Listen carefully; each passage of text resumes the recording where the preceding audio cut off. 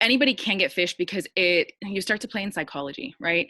So it's called social engineering. Phishing attacks have been popular for a while now, and they're especially on the rise right now with everything that's going on in the world. And unfortunately, they're sometimes very difficult to distinguish from other emails that we're getting. So I decided to talk to the cybersecurity subject matter and an absolute badass, Stephanie Aceves, who is a director of technical account management at Tanium, and also has a background in ethical hacking. She is awesome, and she is also a proud Latina and an advocate for minorities in tech. Her personal mission is to help minorities to be unapologetically themselves in tech, and she is incredibly knowledgeable and passionate about the sphere of cybersecurity. So let's get straight to the interview and learn all about phishing. Hi, Stephanie. How are you? Hey, Mash, I'm doing well. How are you doing? Doing well, thank you. Super excited about this conversation today because I think it's such an important topic. And right now it's, relevant as it's ever been. So let's jump into it. So what is phishing? How would you define that? Yeah, so phishing is the act specifically, mostly through email or through some type of written technology. Phishing is the act of trying to convince a user to take some action, right? So phishing can be through a text, like a phishing text, or it can be through email, which I think is most common. There's also something called vishing with a V, and that's voice phishing. So phone calls and trying to extract information over the phone. Typically, phishing campaigns are used, there's a couple different types. There's just mass phishing, where it's like a template email they send to a ton of people, and what they're doing is trying to accumulate the most accounts or whatever it is that they're after in one scope. There's also targeted phishing campaigns. Those are called spear phishing. So like a play pun on phishing. And so spear phishing, it'd be like me doing my research on who is Masha, so that I can send you a very targeted email to entice you to take whatever action it is that I'm trying to get you to do. And my next question kind of comes out of what you were talking about. Like, what are those actions? What can you be Yeah. fished for? Like, what do attackers want you to do? Yeah. So it varies, right? My background is in incident response and ethical hacking at the enterprise level. So I'm super familiar with larger enterprise facing campaigns. That being said, in those campaigns, a lot of times people are trying to get you to either navigate to a website and provide your credentials. A lot of times, what they can do is they'll make a copy of your company's legitimate portal that's internet facing. They'll change the domain so it's not the same website, but you as the user think it is. And you go in and you try to log in. And effectively, what they're doing is they're taking your credentials, and now they have access to your company's resources, right? So they have your username and password. They can also try to entice you to download something. So if you download something, it's more often than not going to be some type of malware. And that malware, what it'll do is it's going to establish a connection for them to control your machine. There's a lot of risks with that, which I'm sure we're going to cover. And for the individual users, I think what most people are scared of are the more mass phishing campaigns where they're targeting banking information. So convincing you to wire funds, convincing you to send over your username and password. Those are going to be like the low hanging fruit, where it's not a very, I would say, advanced adversary, in that they're not going after corporation ABC, right? They're not just targeting one company. It's just, all right, we're going to send this email to 100,000 users. And if we get 10% of the socials, that's exactly what we're aiming for. And then we can sell those on the dark web or whatever it is that we want to do with that information. Yeah, it sounds like there's a lot of types of information that people are looking for and a lot of types of action. But what are the risks, since you touched Yeah. on that subject? What are the risks to both individuals and companies behind getting phished, essentially? So for individuals, the risks involve basically your potentially giving up your personal information, right? So if you get phished and you give up your social security number or credit card information, if you give up credentials like accounts, usernames, and logins, you're giving access to whatever resources those credentials grant you access to. There's also a risk. Let's say, for example, I have my personal laptop here, right? If I get phished on this laptop, meaning I open an email here and download some malicious file, and that malware has downloaded and executed on my laptop. Effectively, my laptop is connected to my internal home network, right? My home Wi-Fi creates an internal network. And so there's a risk there if the adversary is targeting you for whatever reason, that they can start to get into these IoT devices, things like, when you see these Ring cameras, or maybe not Ring, but like there was a video with a baby monitor and like some creepy guy talking over it. There's a number of ways that could happen, but if you have a machine that's already exploited because that machine has downloaded malware, that attacker has access to the network that that machine is on. And your average user isn't going to do any type of proactive security or like control or containment in their own networks, because your average user doesn't really know. And so the risk is you could potentially have, multiple machines or multiple devices that are compromised. Like I said, credentials, money transferring, or at the enterprise level, the risk is a lot greater. So the problem with, like, let's say I work for company ABC. And so I have an email address, stephanie.aceves@companyabc.com. And I happen to get tricked into logging in, right? So they have my username and password. Well, the way that companies typically manage their enterprise is they run something called Active Directory. Okay, Active Directory is a Microsoft like product, but that is, think of it as like a user account management kind of infrastructure. So you can add users, manage their passwords, and that's how you see everyone has the same corporate email address. You can log in to this machine, but you can also log in to this machine over here because it's joined to the domain, right? So without getting super far in the weeds, think of it like your company owns all these things, and if you have this username and password, you have rights to those things, okay? Well, the problem is when somebody gets access to your corporate credentials, they now have access to your company's resources. And so most companies, I think, are getting to the point where they're starting to harden their systems, meaning they're starting to make it harder for an attacker to take creds and escalate privileges. But what they've gotten is that initial foothold into the network. And if they've established persistence, now when you connect to a VPN, okay? So when I connect my laptop to my home network, that's one network. When I connect to a VPN, my computer thinks it's also on a separate network, okay? Mm-hmm. So now think of networks as like cities.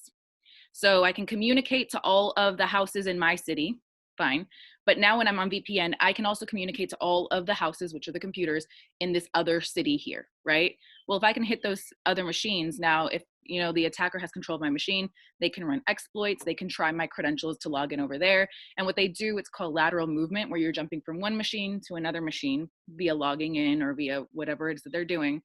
And then eventually they're usually trying to go after some specific target. In the ethical hacking space, it's called red teaming. And so how red teaming works is basically the organization that hires you gives you trophies that they want you to obtain. It's like a capture the flag. So they'll say, hey, the most valuable thing that we consider at our company is our intellectual property. So if you prove that you can access the IP as an ethical hacker, don't do anything with it, but prove that you can access it, prove that you can exfiltrate it. And then we know it's a way for them to gauge their overall security posture and security health. So these companies have their crown jewels that they're trying to protect. And so a lot of times these attackers are going after those crown jewels, whatever it is for that company, whether it's IP, whether it's financial data, whether it's access to factory machinery, like your power and utilities industries, like infrastructure. So the attacker is usually trying to go after something like that. And so what they'll do is use that initial foothold to jump to different machines, to get different accounts with maybe more privilege, and then eventually get after their end goal. You also see a lot of attackers like these phishing campaigns.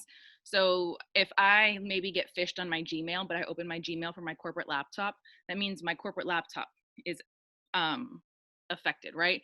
And how timely in this COVID pandemic, talking about cities. Well, if I have a virus in one city and now I'm connected to this other city, now I've spread the virus over here, right? Mm-hmm. And so what you end up having here, when you especially right now with work from home, a lot of people are having to use their personal devices that the company has no control over. And so they're not updated, they're not patched, they have out of date software, whatever it is. The company now is having to get them access via the VPN. So they're on this other more secure city, but they're not, because they're bringing in all the crud that they have with them. And so what you'll see is a lot of attackers end up basically taking advantage of these kinds of things and getting access to company ABC, establishing what's called persistence, meaning even if the user like deletes the malware, it'll come back up, or if the user turns off their machine, it'll come back up when it comes back, like when the machine turns on. And then they'll sell that on the black market for somebody that actually wants to hack company ABC. So it's, you know, for that attacker, it's a way to accumulate wealth while they just can start by sending phishing emails. That's crazy. And I guess that brings me to my next question, which is, can everybody get phished? Is it just like a luck thing? Who, like, or are certain people targeted? How does that, I guess, work? So you have to kind of start from the viewpoint of the hacker or the attacker, I'll say. Depends on what they're after, right? So if I'm trying to get after your credit card information, I might not hack your, I probably wouldn't target your bank. I would try to maybe target other ways, and I would probably phish you and try to get access to your machine and then dump some information maybe from your local machine, right? I would say that anybody can get phished because you start to play in psychology, right? So it's called social engineering, and effectively a huge part of it is emotional intelligence. And so you see a lot of these phishing campaigns appealing to people in a time of fear. So there was a phishing campaign that went around where people would download an interactive COVID map that was malware, right? Mm-hmm. And people are just trying to get the information they need because they're so scared of everything with COVID-19, but they end up downloading this malware, you know, that is gonna, for that, I think that was like a botnet. So it's got different goals. But yes, you know, I don't think I've been phished before, but there are definitely times where I was ready to click something. I was like, well, let me just check, right? Anything that looks legitimate can be copied and used by an evil actor. So one of the creative phishing campaigns I saw was, okay, somebody's shared, for example, a Google Doc with you, right? And that same email that Google sends you when they share that doc, it's identical.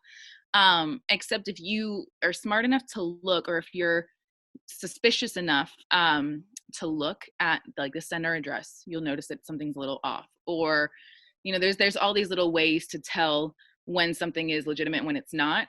But they definitely prey on people.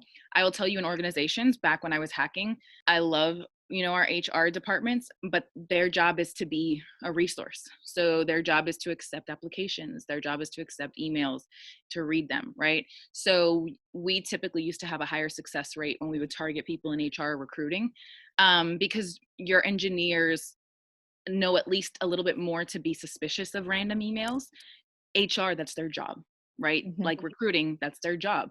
It's not like I've sent CVs or resumes that have a malicious macro, right? That's going to establish, it's going to download some code in PowerShell, establish a connection to a command and control server that I'm managing, and then I have access to that machine, right? But that's their job. So that's the same thing. There's social engineering when you start doing like physical exploits, so literally breaking into buildings.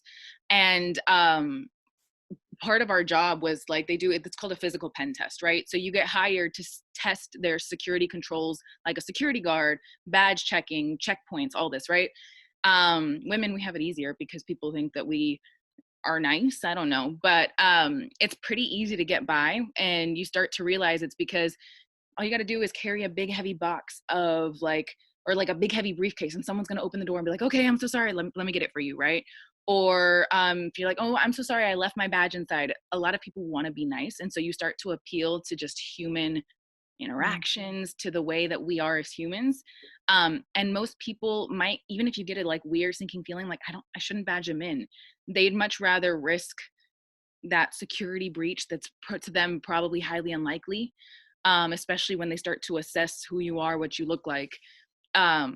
But they're more likely to like regret, like, oh my God, I was so mean, right? Oh, I should have gotten the door for that person. So anybody can get phished. If they tell you they can't, this is why security is so hard, because it's security. Like if a company was completely patched, which by the way does not happen, if they were up to date on every single patch, if they had every application up to date, if they had a really strong password policy, and they had hardened, you know, they have the appropriate controls on their DMZ and everything is good and healthy, you still have to manage people, and you have to Educate the people to not click the link, educate the people to not download that file, educate them to not log into that server that looks the same as what they have been told to log into. Oh, and by the way, the email is going to tell you if you don't log in, you're going to lose access to your email.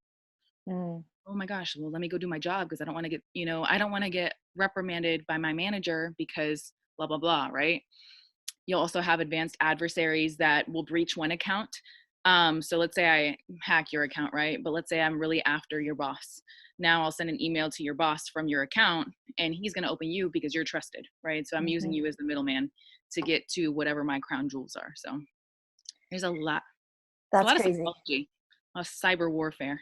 That is crazy. It's like some phishing attackers, the good ones, are almost psychologists. Oh, absolutely. I always tell people, like, if you're interested in social engineering, this sounds really creepy, but it's fine. So just try, like, start to just do weird things. And I say weird things, like, see what you can get away with, right? So try to ask for that upgrade.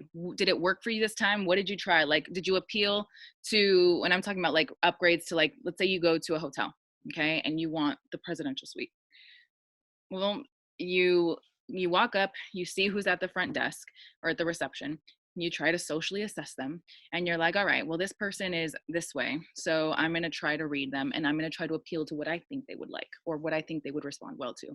And so it's that emotional intelligence to say, like I've been in situations, like, for example, when I go to Vegas, if I'm trying to just get away, again, do it like testing, be safe, be nice, like, don't harm anyone, don't do anything stupid, but just see what you can get away with, start pushing these limits. So we were in Vegas one time, and I called the front desk, I was with some of my girlfriends, and I was like, I'm gonna just order like 30 pillows. And they're like, why? And I was like, I'm just going to order 30 pillows. I want to see what it takes to convince somebody to send me 30 pillows. Right. And of course, the immediate answer is like, no, ma'am, we can't. And after some prodding, and, I was like, I'm so sorry, I have a back issue, and, I don't even remember what I came up with, but I got my 30 pillows after 15 minutes of talking. Right. So it's your own way to kind of start building your own knowledge base around how to read people and what appeals to them. It can get creepy. It can get very manipulative. So I would say don't do it on a regular basis. Like, don't ever bring this kind of energy into your actual relationships, your friendships, your family. But it's fascinating to see what people will do and how they'll try to help you. Again, don't be evil with it, but try it.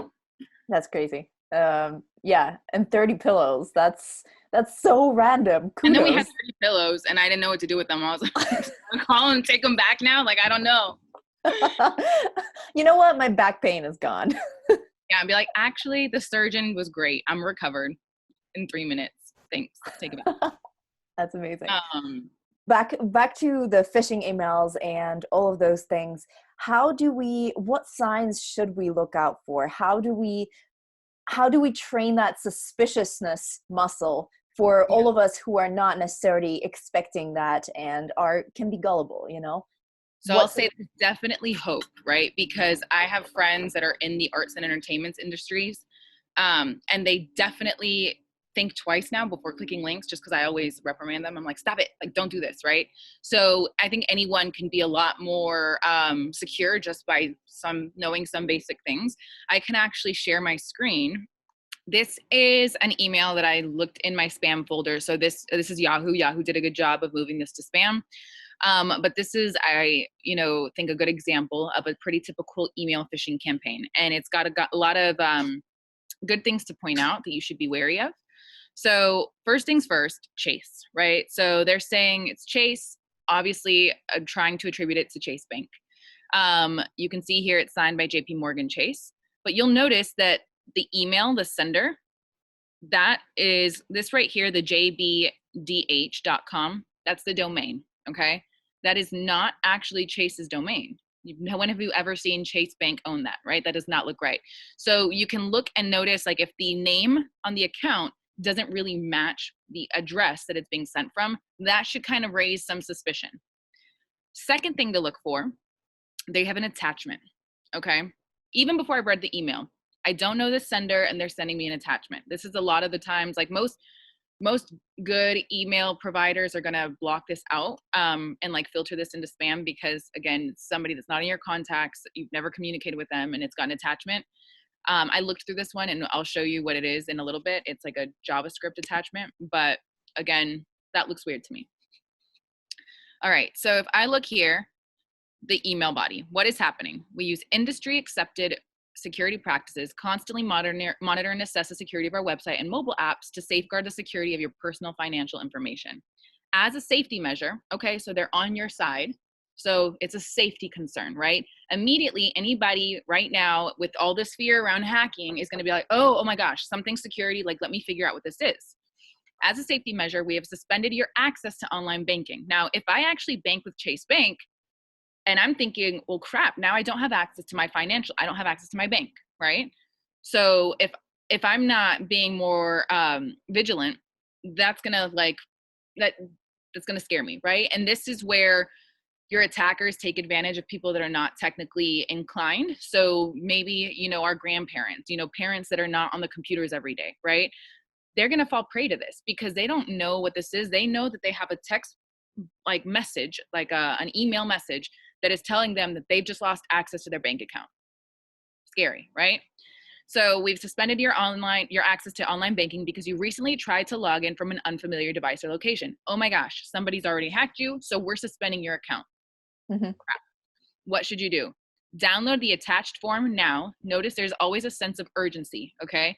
So it's very typical that these malicious emails will say like, you need to do this ASAP, or hurry up before you lose access. They're gonna put some type of urgency or pressing need behind you. This was common when we would send our own email attacks so that, you know, again, people that are not security inclined or technically inclined are gonna be like, oh my gosh, let me just take care of this. Instead of adding it to my to-do list, let me just do this real quick without thinking or letting it register. It says, download the attached form now, complete the verification process to restore access. We're here to answer your questions, whether you're concerned about online and mobile security or policies and practices, fraud, identity theft, or ways you can protect yourself. We appreciate your business. JP Morgan Chase Bank. Now, Yahoo is preventing me from downloading this because it's in spam. If I want to download it, I can actually move it out of spam. One of the things this doesn't have that's also very common is a link, okay? So a lot of times they'll have you click a link, and I'll talk about that in a second. You'll see pretty often, for example, misspellings, things like Liberty Mutual. Why is that split? That's just weird, right? A lot of times they don't have you show images. Basically what's happening in the background is when you load an image, if it's HTML, you're loading an image from that server. And so if you're loading the image from that server, it's an HTTP request, it's a GET request. So basically you're talking to that server. And so that's a way for the attacker to know, hey, they've actually opened this email, okay? And so they can actually get some data from your browser from that GET request through just loading an image, but I don't really care. So you'll see this, again, Liberty Mutual does not match Snap Weekly. And then all of a sudden it's Geico Insurance. Things just look weird. That is weird. Now, when you see links, right, view in browser, a lot of times when a link is hidden, meaning it doesn't say the full HTTP, HTTPS, blah, blah, blah, blah, that is something for you to be more cautious around because they can say, click here to download or click here to update this software, right? But they could be pointing you to their bad mirror to download that bad software. So what I always do is you can, this one's not even, oh, they've disabled links.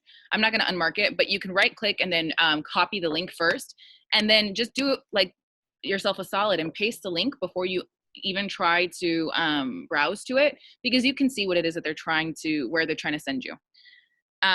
So let's go back to this other one. All right, so now I don't really know anything about this other than it says Chase. I know that's not Chase, right? One of the things that you can also look at. So this is the username or the user account. That @ is obviously part of the email address, but this is the domain. That anything after that @ is the domain. So I have jbdh.com.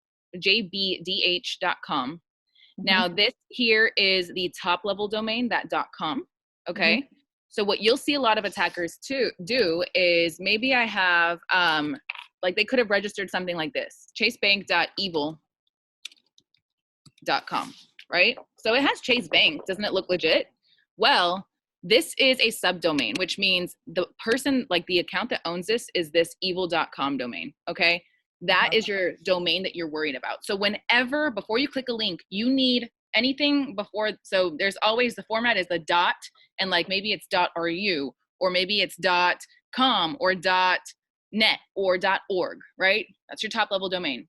The anything between like in front of that dot, in front of that period to the next period, that's what's registered. That's what you care about, because that's what they have to purchase. So that entire thing is what they purchase. But they own that domain, so they can register whatever subdomain they want. I can put chasebank.evil.com. I can put codingblonde.evil.com. Like I could do whatever here. And if somebody doesn't know, well, they're going to say, oh, well, it's codingblonde.com. Like it looks legit, right? It's not. Okay. Now, what we can do here, going back to this email, there's another way if you are tech inclined or you're just curious to get more information. And so we know that JBDH is the owner. So what you can do here is if you Google search domain tools whois, right? So whois is referring to, like, that's a tool. But basically the way that the internet works is people purchase domains. And in order for me as a user to browse to codingblonde.com, you purchase that domain. And what my computer is doing on like its own techie smart stuff is it's using DNS to resolve Coding Blonde is hosted at this server, this IP address. Okay. So DNS is the one that says Masha lives here. Coding Blonde lives here. Okay. So all of that has to be recorded somewhere. So you can use sites like, I like Domain Tools, this is one I use all the time. You can use sites like Domain Tools, Whois Lookup, to see who owns a site. And there's other information that you can get. What we're going to put here is that jbdh.com, jbdh.com. So what I'm looking for here is I want to see who registered it, how long it's been registered, and if there's anything interesting, right? Like where it's owned. So this one's in the UK. That's not typically a place where you see a lot of malware.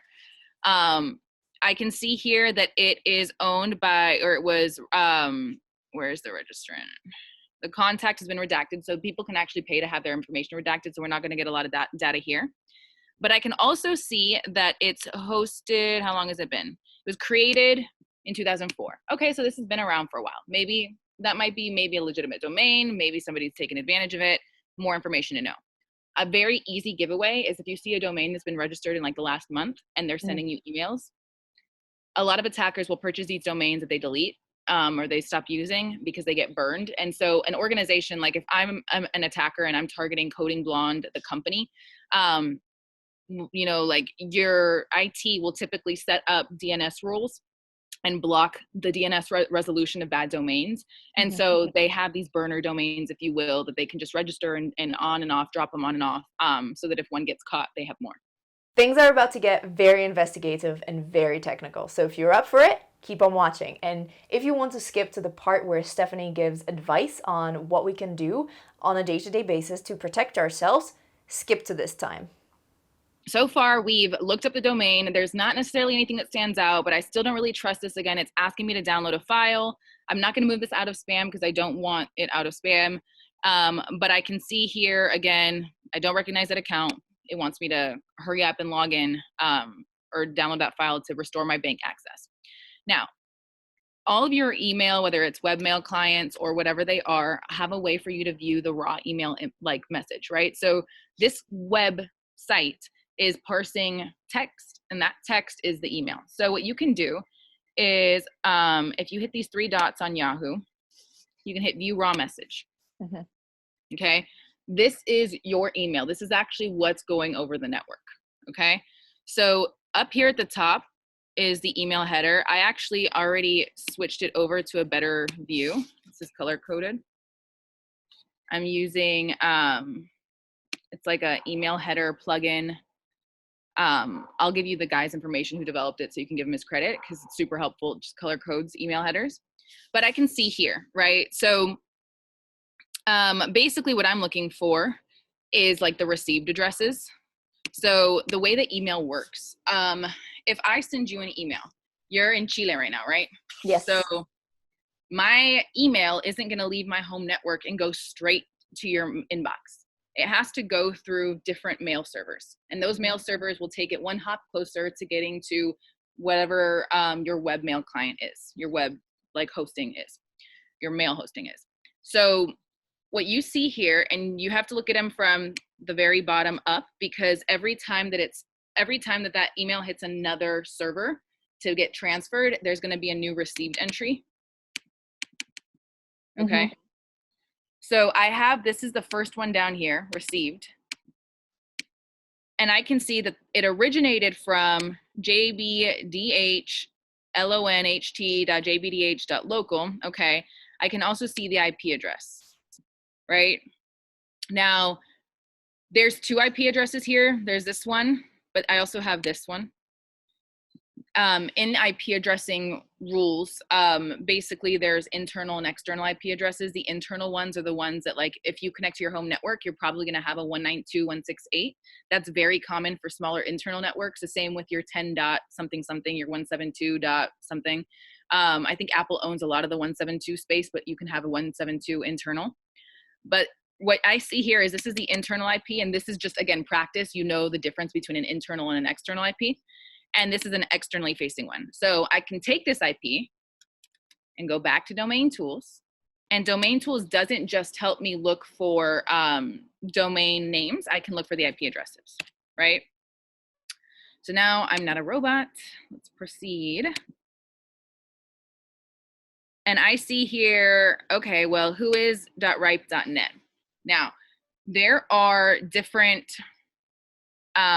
they're like registries, I think they're called. So the American Registry for Internet Numbers, and then there's a European one. Ripe is Europe, okay? Mm-hmm. So I think domain tools is just pulling from the US. That's why I don't see a ton of information here. I do have the information I need, but I can see this is Ripe, so this is European, okay?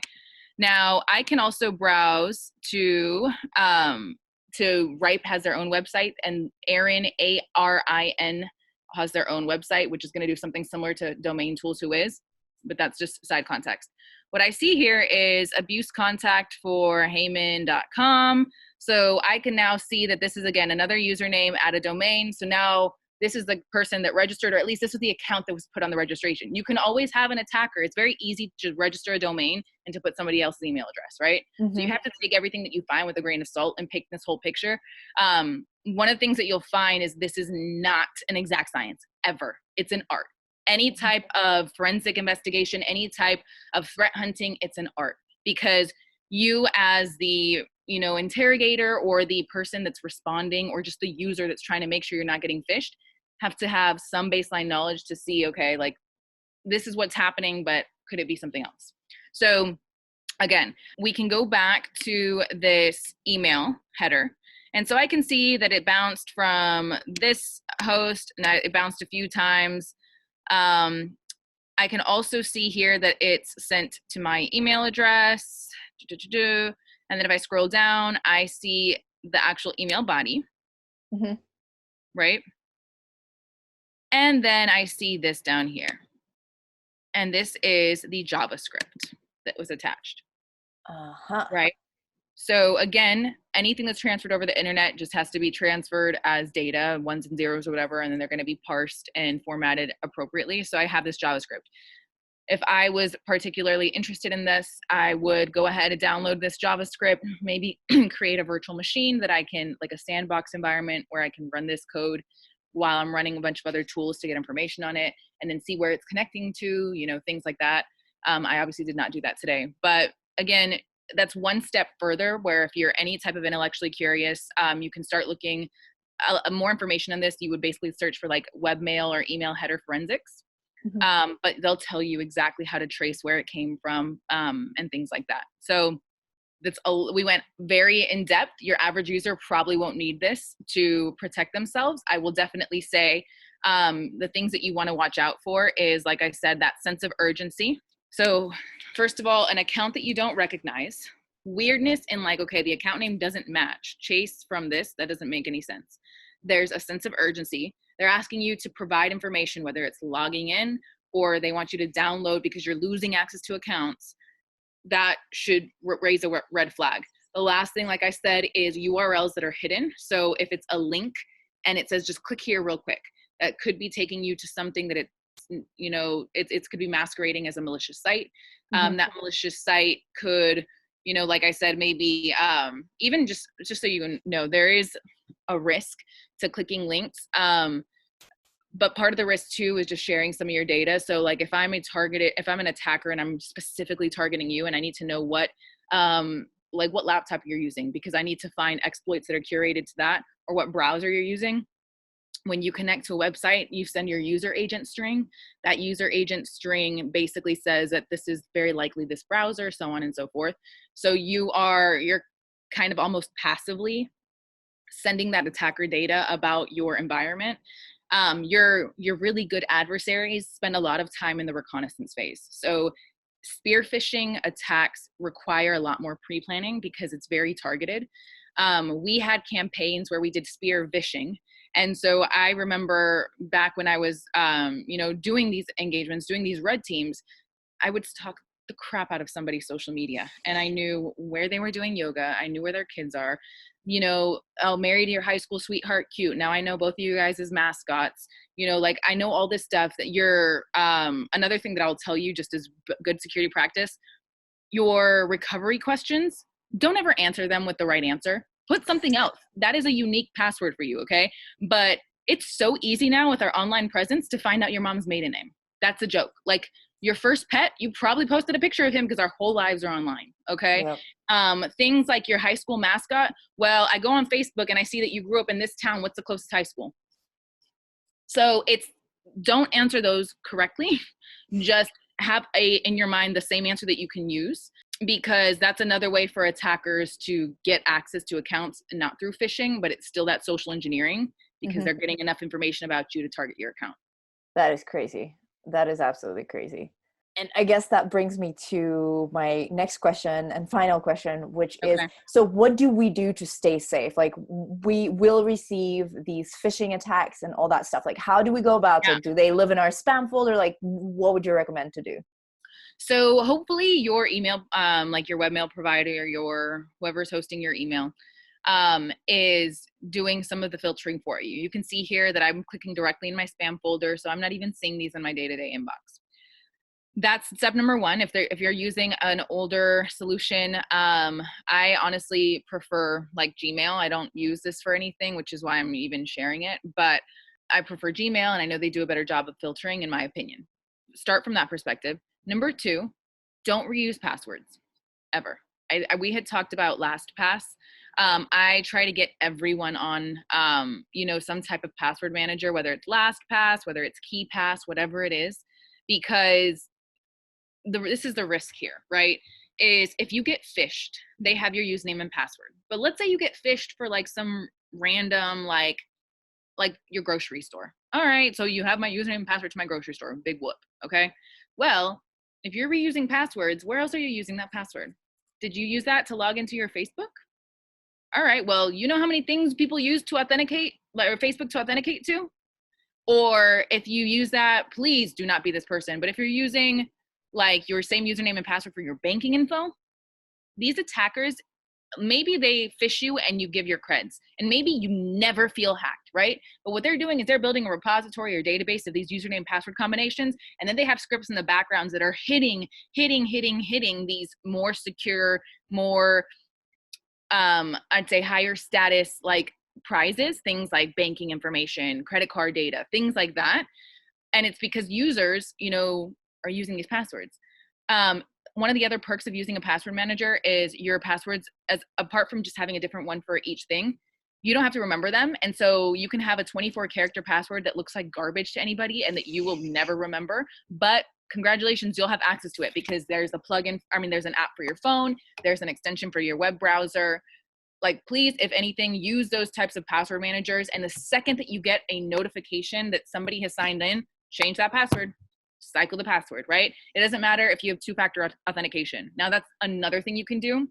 Set up multiple factor authentication. So basically, like MFA, multi-factor authentication means that you have to validate your identity in more than one way. So there is something you know, something you are, and something that you have. Okay, something you know would be your password. Something that you are is like your biometric data. So facial recognition, thumbprint, whatever it is. Something that you have is a device, a phone, if you have a token, like an RSA token, something like that, right? So there is that level of security. And that's why when you set up like dual factor authentication through like Google Authenticator, Duo, whatever apps you want to use, if somebody logs in, you still have to get that one-time password token to get authenticated to the site. I highly recommend doing that. I have that for like all of my, like my Amazons, my banking, anything. I recommend setting it up wherever you can. The other thing is just being smart. Don't click things that you don't expect. It's like, are you answering? I mean, it used to be back in the day that people would answer the door whenever anybody knocked. Now you're home and were you expecting somebody? No. So who's knocking? I don't know, but I'm not going to get the door, you know? So have more vigilance. We don't need to open every link, click every email. Most of us have way too many to get through anyway. So if you're not expecting this message, you know, do your digging. If you are expecting it, or if it is from a trusted source, I will say definitely still do your digging because it could be hidden. Like I said, it's my very firm opinion, you're never going to be 100% safe from social engineering. I have all this experience in security, and there's still times where I'm like, but it's better to be safe than sorry. If you work for a large company, most of the time these enterprises, your IT will have like a spam or a phishing at, you know, companyabc.com email where you can just forward stuff. And if you do decide to do that, you always want to forward it as the attachment because what they care about is that email header that I sent you or that I showed you guys. So it'll actually download that as an attachment and send it as an attachment, because if you just forward the email, well, all of that rich header data is not in the email. Right? The header data from your email is for your email that was sent. So it's different. So you want to send that as an attachment. But yeah, just don't be clicking links. Make sure your passwords are strong. Make sure you're cycling your passwords. And if you just general security hygiene, make sure you're updating your software, because if they're phishing you because they know that you have some vulnerable version of like Firefox has had some vulns, or Zoom has, poor thing, been under fire, right? So if they know that you're using any of these technologies and you're not updated or upgraded, like you're not in the current revision, it's a lot easier, especially if you're revisions behind, because it's not hard. Once an exploit comes out, it takes about, I think there's a study that says it takes about 22 days on average for that to be mobilized into like a repeatable attack that can be used by what are called script kiddies. So people that maybe have a security like passion, but don't necessarily know how to go and write like an active malware exploit. And at that point, like anyone's up for grabs, right? So if you are 1 month, 2 months behind in updating your software, whether it's your iPhone software or whether it's your web browser, especially your web browser, please upgrade your web browsers. Chrome makes it super easy. You click the about page and then it's like, hey, we're going to update you, just restart. Cool. Always keep updated, because if you do get phished and you do click that link, maybe the attack isn't able to actually do anything. So there's a lot that you can do, but just honestly, the easiest thing I tell you, if it looks weird, just don't click it. Just don't click it. Like, why? If I actually believe this, you know what I would do? I would call Chase Bank, and I would call. And that's another thing. These scams happen over the phone too. So if Chase Bank calls you and tells you you're being locked out, you know, blah blah blah, it's like, okay, perfect, I'll call back. And then you Google the phone number for Chase Bank and you call Chase Bank and say, hey, I got this phone call. Can you please verify that this is something you need? Okay. But do you have every number for Chase Bank in your phone? Probably not. So it's harder for you to validate that person is who they say they are, as opposed to you reaching out to them. Of course. Yeah. I remember there was a UPS scam not that long ago that was sending text messages. And UPS numbers are just always so random and like very short and everything. And I was in the cinema with my boyfriend when he got a message from them, and he was like, "What do you think it's a phishing attack?" And I was like, "Well, you know what? If they want information from you, go on their website and see if they actually need it, because absolutely, contact them some other way. And like you were saying, you know, social engineering, if it looks like it's coming from your friend, for example, and they're talking about your high school mascot or whatever, or it looks suspicious, just WhatsApp them or something like that. Exactly. Contact them. It doesn't have to be a corporation, like you said. It can be someone pretending to be someone you know. That is so fascinating, though. Thank you so much for sharing all of that information and just your experience with us. You're clearly so passionate about this field, and it's wonderful to also see that drive, that motivation, and that like the investigator in you. It's awesome. Yeah, I love security, and I would challenge anyone that's like even remotely interested. There's so many resources online. I started off in forensics, so I started off in software engineering, but switched over to cybersecurity and started off like in the investigative side, and like I wanted to play evil, and so had my little stint where I was doing hacking. But it's obviously a growing space. You know, I mentioned to you with COVID-19, everything's getting super busy, and like you're seeing an uptick in attacks. So there's a need for people. Cannot stress this enough. We're always short on people. The security industry is so small. People know each other. So I have had instructors for certain classes that work at security companies, and everyone's just very well connected, right? So if this interests you, there's space. We need you. Like, please, please, please try to get into security. That's awesome. Yeah, absolutely. And like, I keep on looking at statistics on how many jobs are unfulfilled and the job growth and all that stuff. It's just crazy. Yeah, I work with a lot of companies who are looking, like these companies specifically are trying to fill security positions, and these positions go unfilled for years. That's crazy. Like I'm not exaggerating, and this is ranging from a SOC like intro analyst to somebody that is maybe really fascinated by cybersecurity but doesn't want to be technical, doesn't want to be writing code, doesn't want to be actively exploiting or doing anything like that, or doing forensics. Maybe they just want to learn about like risk and business continuity planning, right? There's those more business focused sides of cybersecurity. There's so much, and these roles, they pay very well, and they need people. So it's a growing industry. I highly recommend it. I think it's fascinating. It's very rewarding. You definitely work your hours. But in my experience, you don't feel like you're working it because the work is so interesting. Like, we talked a little bit about the psychology piece, but when you start getting into network intrusions and cyber warfare, like, it's wild. It's so fun. That's awesome. That's amazing. And I'm sure people who are interested and who like kind of it clicked with them during this video when you went on this investigative journey. I'm sure there are some that got interested and will follow. Yes, So. let's hope so. Yeah. Well, thank you so much. This was awesome. Thanks, Masha. Thank you so much, Stephanie. This was incredible. So much knowledge. I've learned so much, and I am definitely going to put my investigator hat on every time I see a phishing email and see where that person is coming from, or where that domain is coming from, all that stuff.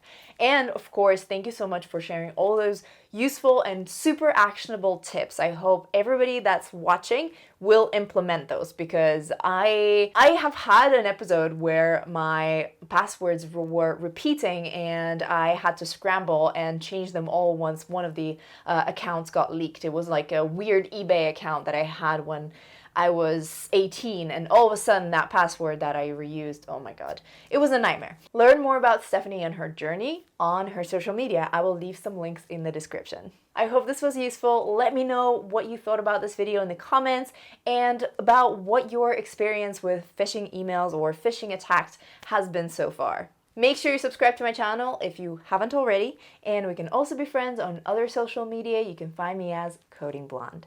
Have a wonderful time the day you're currently experiencing. Bye.